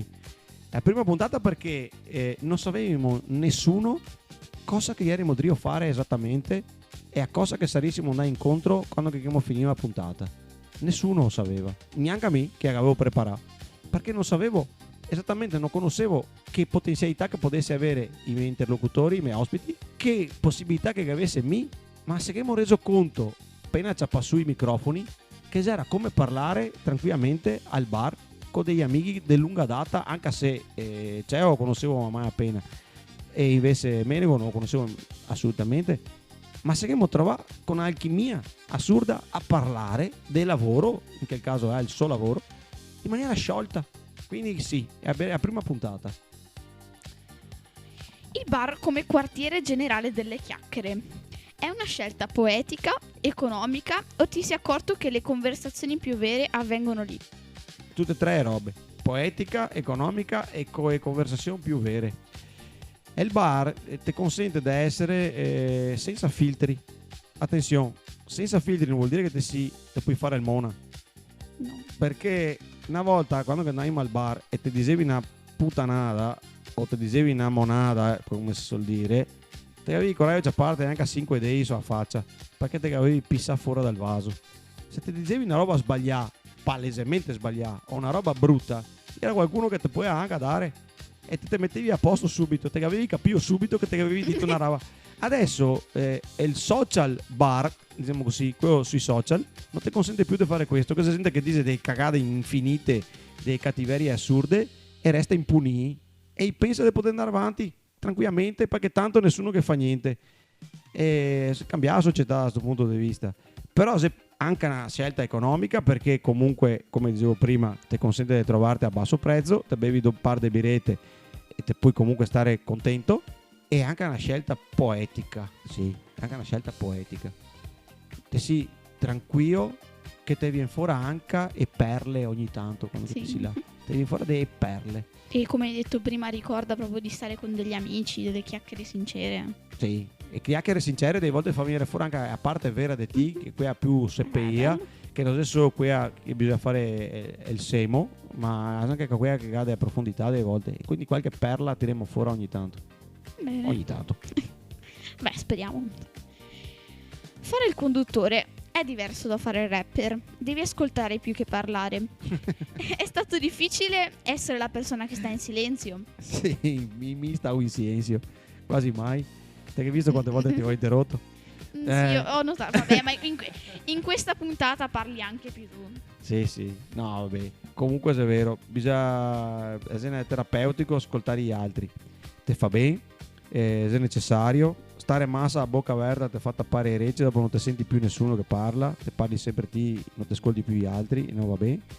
Bisogna essere bravi all'inizio per tenere duro, con uno come me che è il logoroico, te che tenere tanto duro e intervenire. Infatti le prime puntate mi parlavo tantissimo, adesso parlo un in manco, devo imparare anche a fare delle domande dove che uno può anche articolare una risposta volendo, quindi sì, sta utile. Come conduttore so che il suo Fentin non sogna ancora un conduttore vero, ma so che il suo. Beh, insomma. Allora, il podcast è un atto di è anche un atto di documentazione. Mestieri, hobby e vite venete. Tra 20 anni, cosa ti auguri che speri di Dag e Aria? Intanto spero che sia ancora internet fra 20 anni, che così sta roba non va persa. Effettivamente, perché se online su varie piattaforme, ma non si sa mai se è veloce la tecnologia. 20 anni fa non era ste robe, fra 20 anni che sarà ancora ste robe. Cioè la tecnologia e i mezzi di comunicazione legati ai fruitori, ma non soltanto, anche a chi che produce e anche ai tempi che avevamo di vita. Adesso che abbiamo possibilità di fruire di queste tecnologie qua direttamente da smartphone, da macchina, dall'automobile, in ufficio che sia radio DAB, nelle fabbriche, sia radio che pesca direttamente da internet e non più da frequenza FM. Quindi te puoi sentire sto programma qua direttamente in Canada correndo in macchina, o sa radiolina posare sul lavabo mentre lavi i piatti, una signora in Brasile può ascoltarsi il programma. Cioè questo è un grande passo per la comunicazione, però non so quanto che durerà. Quindi mi auguro che fra 20 anni Dag e Aria sia stato uno dei primi esperimenti e che si dica è stato un esperimento di successo. Ma non so. Vedremo. Spotify, Apple Podcast e YouTube. Il digitale ha cambiato il modo in cui si racconta il Veneto? Non va a cambiare il modo in cui si racconta il Veneto, ma dà possibilità di raccontarlo di più, secondo me. Non dico meglio, perché dipende solo da chi che lo conta. Che dà possibilità a tanti di poterlo fare, questo sì. Chiunque può prendere in mano un microfonetto e col cellulare registrare l'audio e video, fare interviste è più facile. Se uno ha delle belle idee, e che ne abbiamo visti tanti, sia podcaster che diciamo youtuber, ma anche influencer, che fa delle belle interviste anche non solo a personaggi famosi, ma anche a gente comune, e anche inaspettatamente magari a persone che sembra a primo vista sembra delle persone comuni, dopo in realtà ti rendi conto della profondità che c'è. Quindi racconta sì il Veneto in maniera più varia, ma va a scavare anche a volte sulle nostre caratteristiche. Questo va fatto. Bene. Hai mai ricevuto candidature strane o assurde per partecipare al podcast? Sì, ma non ti dirò mai chi che mi ha domandato. Sì, che sta gente che ha degli hobby strani, oppure fa dei lavori strani, inconsueti, poco comuni, che vorrei questo parlarne, ma non si può, perché non dico che non gli interessa a un pubblico, ma perché mi non so preparare a farti un'intervista su certe robe. E dopo che se anche lavori che mica varia questo fare intervista a chi che fa che lavoro ha, ma mi non posso, perché non che se consentito di lasciare interviste, per esempio.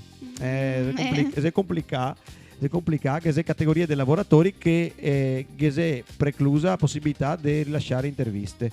Pensati come che siamo messi. Dag e Aria in un futuro potrebbe diventare qualcos'altro, un libro, uno spettacolo o una trasmissione radio, o deve restare esattamente quello che è? Puoi diventare esattamente tutto quello che vuoi farlo diventare te. Puoi diventare sia uno spettacolo teatrale, dove che è mese successo intervistando i due sindaci di Vigo Novo e di Stra, che sai Udo, che ieri su un palco che a volta là all'Oktoberfest di Stra. E puoi diventare uno spettacolo, sì, perché se te lo strutturi così e è aperto al pubblico, la gente può godersi una intervista che dura un'ora, un'ora e un quarto, un'ora e mezza. Se te fai dinamica e divertente, diventa un spettacolo. Può diventare una trasmissione radio, ma va fatta in maniera pillole, cioè per interviste più brevi magari. Sì. Sarebbe utile, sì, è utile. Sarebbe bello, sì, è bello. Se complicato, sì, è complicato. Perché trasmissione radio va in onda quotidianamente, te devi avere studi radio, te devi avere una radio che ti dà uno spazio del genere, te devi avere la possibilità che ti lo faccia fare con una lingua che non è esattamente per tutte le radio. Poche radio accetta la possibilità di fare programmi in lingua veneta, che ne sia un paio e non si sa mai, ma ha parecchi programmi interessanti comunque. E dopo potrebbe diventare un libro, Forse, ma anche no. Zabeo Penso che sarebbe un po' difficile. Sì, Zabeo l'idea è complicata la realizzazione. 30 anni fa eri Ermanno Menegazzo di Dolo, che scriveva rime in camera. Cosa direbbe quel ragazzo vedendoti oggi?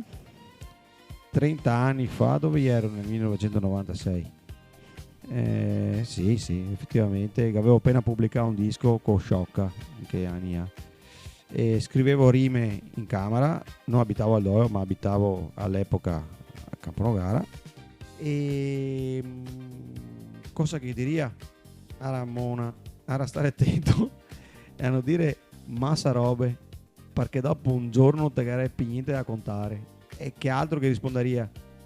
Figurati, niente da contare. Basta che mi gira a destra e a sinistra e vada in giro a poter fare un disco alla settimana. Effettivamente è così. A testa a me mi ha sempre detto trattien un attimo de robe. Scrivi meglio, ma scrivi manco. E invece a testa dopo, quando che sei ora di mettersi a scrivere, scrive tutto e di più, e massa anche a volte, ma se tutto utile effettivamente, è un allenamento, è un accumulare testi, è un accumulare esperienza di scrittura che dopo diventa una malattia, perché alla fine è una malattia, da roba da schizofrenici. Adesso non che se più i foglietti, scrivo tanto sul cellulare, in cloud, però i foglietti si sta a me condanna, foglietti volanti che avevo dappertutto, dal portafoglio, zaino, giubbotti, cassetti, sopra la scrivania, sopra il comodino, dappertutto, avevo foglietti ovunque, rime. Fare musica indipendente per 30 anni significa anche gestire tutto, booking, promozione e distribuzione. Cosa ti ha insegnato la gavetta che un artista firmato con la major non impara mai? Mi non posso parlare per quelli che firma con la major, perché mi non ho mai firmato con una major, anche se ho un editore, ho un'etichetta in quel di Vicenza che si chiama GLA, cioè Gold Lips Academy. Ciao MS e ciao anche Alfred che è il mio editore. Ma in realtà chi che è dentro i major gode di alcuni, diciamo, privilegi, diciamo così, no, dei grandi bonus, dei benefit, diciamo così, del fatto che deriva dal fatto che un'etichetta ha delle strutture, dei major ha delle strutture, quindi ha dei posti dove mandarti a registrare, potete stare là in studio per settimane a registrare un disco, a scrivere, a trovare i musicisti più bravi, i tecnici che te consiglia, eccetera. Questo vuol dire tanto. Dopo non te che da sbattimenti per pensare a copertina, non te che sbattimenti per pensare a come mixare il disco, perché te che hai qui più bravi che te lo mixa e qui più bravi che te fa copertina. Non te che da pensare come distribuirlo, perché che pensa a major. Non te che da pensare a come trovarti i concerti, perché il booking è direttamente connesso a, se non te che è un management tuo, è connesso all'etichetta. Quindi tanti problemi Tino Tighe da che punto di vista te che dai problemi diversi, te che da produrre roba che possa essere venduta da major, e questo se avere un piede in un fosso, se non te sia abbastanza bravo, ti toglie forse una certa libertà su quello che fai, anche perché probabilmente l'etichetta mette dei veti su quello che te puoi dire o non puoi dire. Non so se sia esattamente così per tutti, però ho sentito di chi che sta impedito di fare dischi, oppure che ha fatto il disco e non che ha fatto uscire, per esempio, se sta fermo anni, e questo è frustrante sotto tutti i punti di vista. Mi si è fatto un disco, poco finito e andare fuori. Sei padre, marito e persona fuori dal palco. Quanto Erman Medrano è presente anche quando sei Ermanno? Oddio, se diciamo era la verità ti a sé. È Gonna Indoe che sei abbastanza riconoscibile, sì. Quindi molto spesso anche a casa te si Erman Medrano e anche fuori te si Ermanno, cioè che a parte diciamo abituato a ragionare in maniera più calma no assolutamente più, no, ma quando? Ma calma no, ma più diciamo più coscienziosa, ecco, va bene, te cerchi di ragionare e di fare robe fatte bene anche se l'erba medrano che viene fuori se dice dai muovete, dai bastardo fa, muovete, che il tarlo che ti è in testa che ti dice di correre e di muoverti più velocemente possibile per fare più robe possibili, quando che te sai che effettivamente te dovresti farle ponderando molto. Dopo non posso parlare dalla parte del padre perché te si ti coinvolta, quindi che cazzo mi domandi tu, dai, a parte del marito potrissimo interpretare tua madre, però cosa ha fatto un podcast con tua mamma, te lo sai, no? Lo so, sì, ieri- certo che lo ieri so, che scusa. Sì, però sì, che se i mondi se non si comparti stagni, e volte si compenetra, delle volte si guarda, delle volte si sfotte, delle volte si odia uno con che altro. Allora, c'è qualcosa che il tuo pubblico pensa di te che è completamente sbagliato? Sì, pensa che sia ricco, per esempio, completamente sbagliato. Delle volte il conto in banca che ti arriva a 3.000 euro, sì, devo dire, che cazzo. Pensa che va in giro a grattarmi i peri, che so qua che penso come fare a tirare le campare invece. Dico delle robe che delle volte fa ridere, ma se ho un umorismo anni 80 non fa ridere. Hai un umorismo particolare. Sì, un umorismo anni 80-90 che piace qui come calibro. Insomma, mia io che famo che battute che ridemo solo a me, io e suo fratello praticamente. Comunque no, dai, generalmente la gente pensa a robe perché ti conosce solo sui dischi, dai dischi e dai concerti. In realtà dopo perché è una tua filosofia di vita, perché è un modo di pensare che è anche molto diverso a volte da quello che ti è scritto. Te comporti in linea di massima a seconda, come che fa molte persone, come lo faccio anche a me, a seconda delle occasioni, in base a come che te pensi che vada bene per che occasione là, più che per convenienza, se per adattare la tua personalità un attimo perché vada bene per il contesto. Ma lo fanno tutti, sì, secondo lo me. fanno tutti, insomma. Dopo te poi c'è parte anche del finton, come che si suol dire, perché te fai finta, ma non sai che te fai finta, Non fai finta, ti adatti. Sì, devi cercare di adattarti. La critica sociale nei tuoi testi. Ancora questa critica sociale. La critica sociale nei tuoi testi viene dalla rabbia, dalla tristezza, dalla speranza o dalla rassegnazione ironica? Niente, no, si chiama giramento dei coglioni. Si chiama proprio così. Proprio il termine esatto, specifico. Il termine tecnico se me gira i coglioni. Non è rabbia, perché il giramento la rabbia non ti fa girare i coglioni. La rabbia ti rende cieco. Te fai male di solito. Cosa era che altra caratteristica? Rabbia, tristezza, speranza. No, tristezza no, sono una cosa che voglio dire tristezza. No, No, è una parola che non esiste. Cioè, Ok. chi è che ha inventato tristezza? Tristezza, non so, che è roba grigia. Grigia.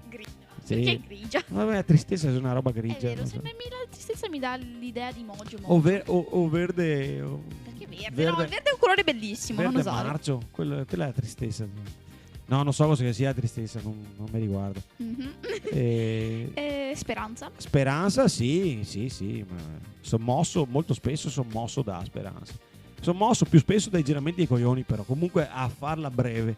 È proprio... Però chi, come si suol dire, chi vive sperando muore cagando. Sì. Perché? Perché te vivi sempre con una illusione. E la speranza per me non è il motore. Ho un dibattito aperto con me stesso da 30 anni ormai su sta parola speranza. Non solo con te stesso. Sì, anche con altre persone. E anche persone che ne sa parecchio di sta roba qua. Gli dice che è il motore di tutto sia speranza. Mi non lo trovo come motore, lo trovo come una grossa baia che se potremmo contare agli altri stessi. Speriamo, cioè, ma se ti non te fai, non te muovi, eccetera, puoi sperare quanto che te vuoi e roba resta uguale, identiche se non peso. Quindi quello che mi fa muovere di più tutto è il giramento dei coglioni, perché dopo te metti in moto, te fa muovere. Utile. So sempre girare i coglioni, però. C'è una cosa che ti fa ancora arrabbiare abbastanza da volerci scrivere una canzone? Ecco, quello che deve succedere per il mondo bisogneria scrivere una al giorno delle canzoni su certe dinamiche geopolitiche, chiamiamole così.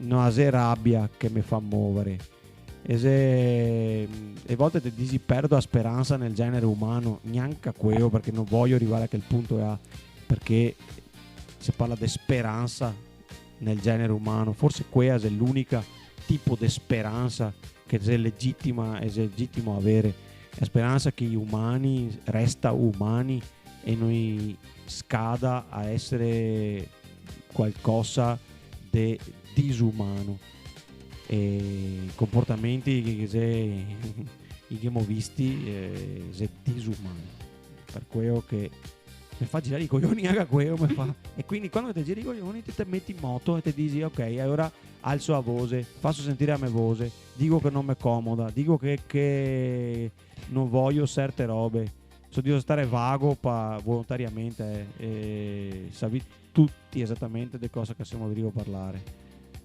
Se potessi togliere una cosa dal Veneto di oggi, cosa toglieresti?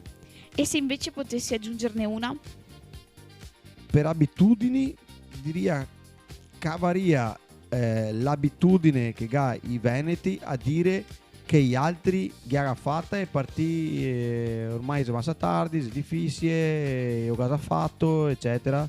No, che c'è sempre un modo di fare una roba in maniera differente, meglio anche a volte, e non si è detto perché qualcuno che ha fatto una roba che ti non te riesci comunque a farla, e sta roba qua ti porta anche a non sapere neanche a vendere bene e robe che te che hai già fatto e che magari te fa solo che ti anche che si sente che c'è popolazione in giro per l'Italia che fa esattamente quello che te fai, esattamente magari o anche manco ben o anche manco in quantità, ma le vende meglio e conta meglio la storia, i sei più bravi a fare pubblicità, i sei più bravi a raccontarti a baia, non lo so, noi altri che abbiamo sto difetto, mi guarda cavaria via subito per riuscire a vendere bene i nostri prodotti, il nostro territorio e la nostra storia e la nostra cultura, per venderla bene, ma venderla nel senso no convincerti che va bene, per riuscire a diffonderla, venderla nel senso di diffusione. E se invece ne potessi aggiungere una? Aggiungere una, ho detto prima, è il senso di comunità, aggiungere più senso di comunità, nel senso aggiungere capacità di fare squadra, capacità di fare team, di fare gruppo, di non restare isolati, che se uno ha una bella idea, che questa cosa è la mentalità tipica provinciale, se uno ha una bella idea dice aspetta che mi tengo una bella idea, cerco di farmi a solo che non mi ruba, che non mi così dopo mi divento quello che ha fatta e che è l'unico che ha fatta. No, te sbagli. Se te hai una bella idea, trova altra gente che ha idee simili o che va vicino o che voglia fate aiutare da qualcuno che possa svilupparla nel più breve tempo possibile, in modo da mettere in circolo, in modo che si sviluppa, che cresca e che altri facciano la stessa roba migliorando che idea, perché sarà anche tua, sarà bella, tu con voi, ma altri che da fare meglio e fare di più, se no te resti ti da solo e te resti al paio, e quando è finito ti, è finito tutto. Magari ti pensi, ma mi sono diventato ricco, che bella idea che ho, oppure mi ho freggiato, che bella idea là. Sì, però se non c'è nessun altro che ti segue, vai mona tutto. Tra 10 anni, cosa ti auguri che resti di Herman Medrano? Le canzoni, il podcast o qualcos'altro ancora? Qualcos'altro ancora. Mi auguro che resta tutto ovviamente, però non resterà ovviamente tutto. E va a scemare a memoria delle persone quello che si sta il percorso artistico, quello che si sta nel percorso sui palchi, non solo la produzione ma anche quello che ti hai fatto fuori, perché è la storia di ogni artista che è così. Ti domando, sento chi che è un cantante degli anni 70 che cantava un certo genere musicale, no, non è che va nell'oblio, viene dimenticato, bisogna che te vai a ricercare e te occati ancora, però tutta la sua storia è difficile ricostruirla. Ecco, so già per certo che tutta la mia storia verrà persa, ma non è che me ne frega più di tanto. So, importante è che quello che te assi che dà la possibilità, come dicevo prima, a altri di essere di ispirazione. Te assi rap in Veneto, benissimo, altri sentirà il tuo rap in Veneto e penserà posso farlo anche a me, magari adesso non chiese più, mi posso farlo. Oppure, che ben che ho fatto, ma mi potrei farlo in un altro modo, benissimo. Era il podcast che ha fatto quel tipo 10 anni fa, non ho fatto più nessuno dopo, adesso riciappo i mammi, oppure si ricorderà di qualcosa altro che potrà essere un libro scritto che non ho ancora scritto, oppure di uno spettacolo teatrale che non ho ancora fatto, oppure di una trasmissione televisiva che non ho ancora fatto, non lo so, sempre per restare nel campo artistico. Oppure vorrei che si ricordasse, magari guardando di te, dice, la Sofia ed Erma Medrano, che razza è tutta soppare. No, non penso che succederà. Non lo so, vedremo. Vedremo. Tu che non te sarei mi di sicuro, te sarei ti, No. ovviamente. Pa fortuna. È importante avere un'identità propria. Ma assolutamente, mi spero che te ne gabbi una più distante possibile dalla mia. Tanto che ho fatto mi, meglio che non te li fassi ti. Ultima domanda. Già 60? Eh sì, c'è qualcosa che nessuno ti ha mai chiesto e che avresti voluto raccontare? Momento grilli. Ri. Qualcuno che non mi ha mai chiesto per cosa che non che è subito, per esempio. Quando che ho fatto le prime canzoni rap faceva veramente cagare. Mi ricordo esattamente il tentativo di mettermi a ed andare a tempo. Mamma mia, che razza di difficoltà. E repavo in inglese.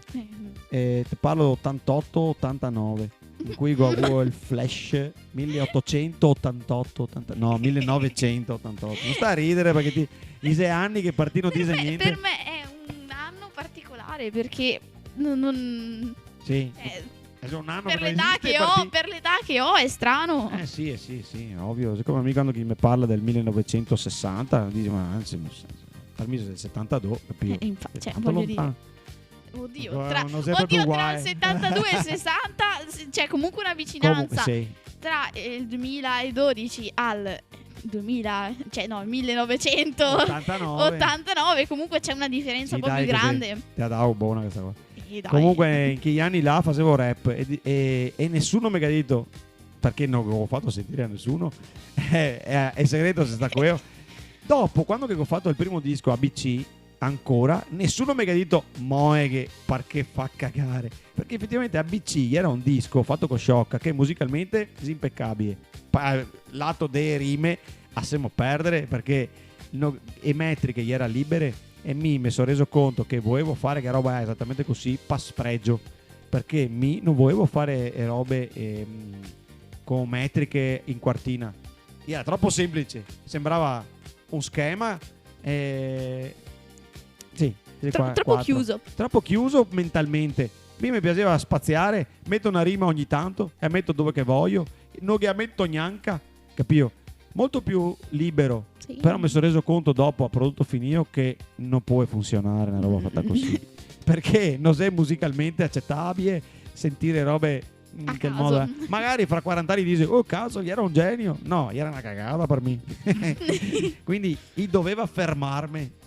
Nessuno mi ha fermato, sono arrivato fin qua. Ciappa.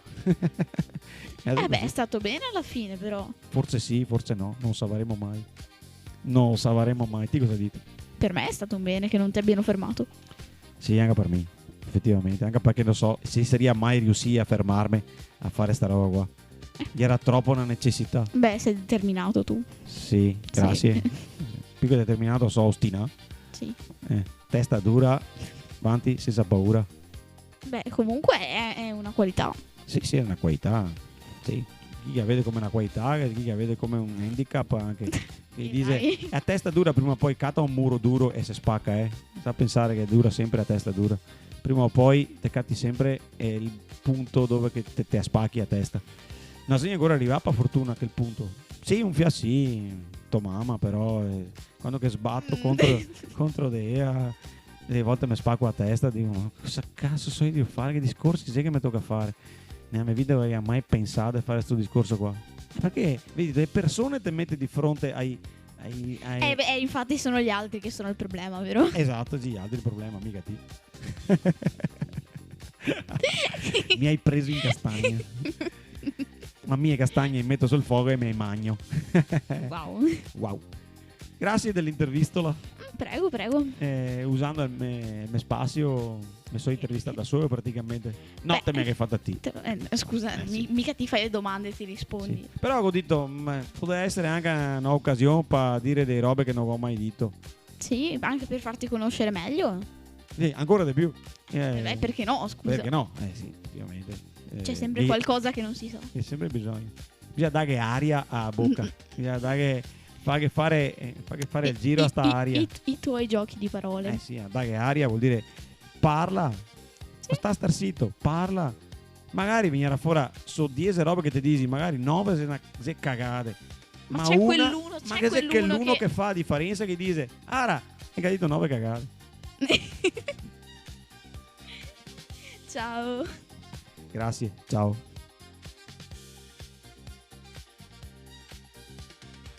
Ok. Va bene così? Sì, e devi sentire le labbra che toccano la spugna. Ogni Madonna, volta che sto fa- parlando attaccata alla spugna. Ah. Sento il sapore. Sento il sapore della spugna. Vedi cosa succede? Vedi più ah, che schifo. Ah. Quanta gente ha sputato su questa spugna prima di me? Almeno una sessantina di persone. Che schifo. Hai 60 salive diverse su quella spugna. Mua. Magnifico. Mua, magnifico. Magnifica. Devo sentire, devo baciare questo microfono. Sì, bacialo. Mua, magnifico. Sì, 60 Mua. persone hanno baciato quel microfono. Che schifo, basta dirlo.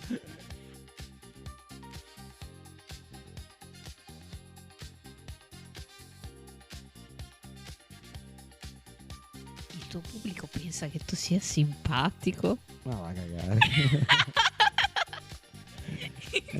La gente non so simpatico. Ok, va bene, puoi tagliarla questa. Sì, sì. No, non so simpatico. So caustico piuttosto che simpatico.